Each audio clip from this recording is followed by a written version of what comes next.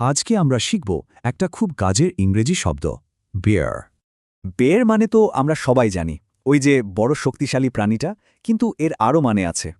Verb হিসেবে bear মানে হলো কোনো কঠিন জিনিস বহন করা বা সহ্য করা। চলুন একটা উদাহরণ দেখি।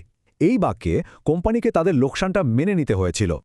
এখানে বেয়ার মানে হলো সহ্য করা, আর ফিনান্সিয়াল লসেস মানে টাকার ক্ষতি। এই উদাহরণে বেয়ার মানে হলো দায়িত্ব নেওয়া, কোনো একটা সমস্যার ভার নেয়া আর কি। মানে ঠিকাদার প্রজেক্টের আইনি ঝামেলাগুলোর দায়িত্ব নিতে চায়নি। বিয়ার মানে কিন্তু মানসিক চাপ বা কোনো বড় দায়িত্ব কাঁধে নেওয়াও বোঝায়।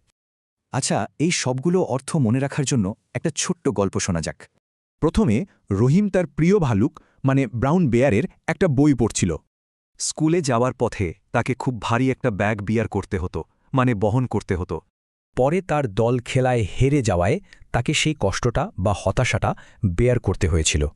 তাহলে মনে রাখি, বেয়ারের তিনটা অর্থ: ভালুক, কিছু বহন করা, আর কষ্ট সহ্য করা। আপনারা কি কখনো কঠিন কিছু বের করেছেন? একটু ভেবে দেখুন তো।